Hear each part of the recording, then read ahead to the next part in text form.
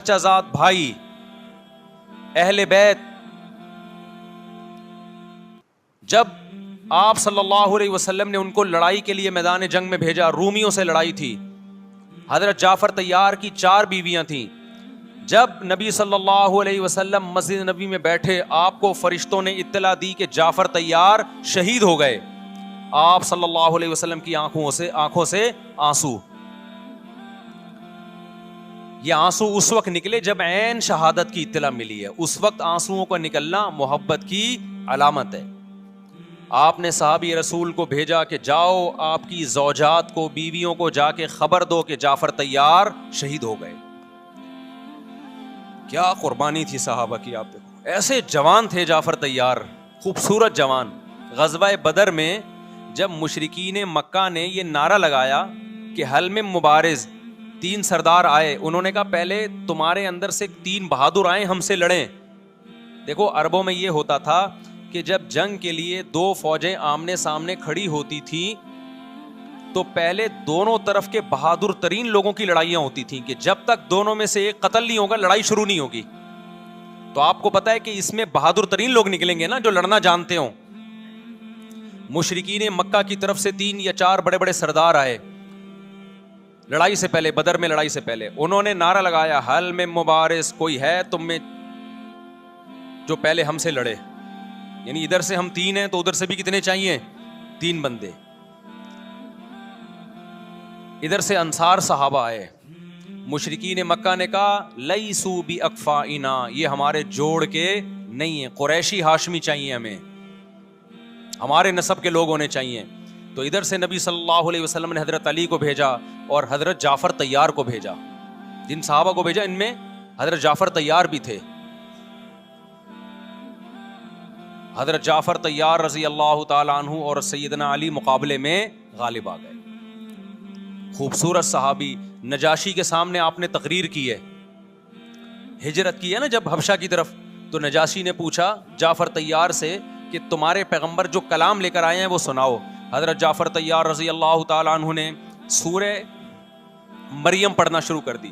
کاف ہا یا عین صاد ذکر رحمت ربک عبدہ زکریا اذ نادى ربه نداء خفيا قال رب اني وهن العظم مني واشتعل الراس شيبا ولم اكن بدعائك رب شقيا واني خفت الموالي من ورائي وكانت امراتي عاقرا فهب لي من لدنك وليا.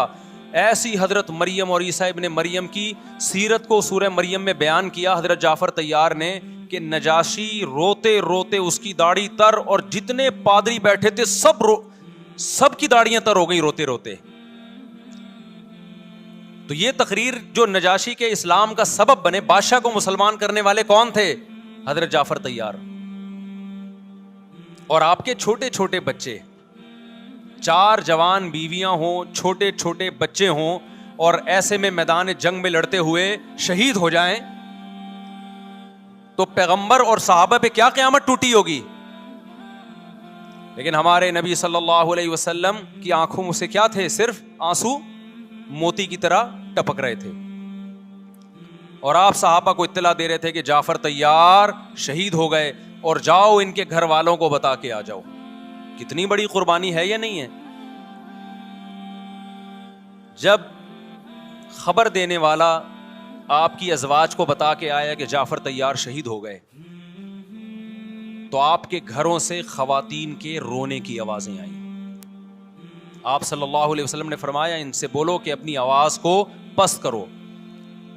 پھر چیخو پکار کی آواز آئی تو آپ نے فرمایا کہ اگر دوبارہ چیخو پکار کی آواز آئے تو ان کے منہ پہ خاک پھینک دو.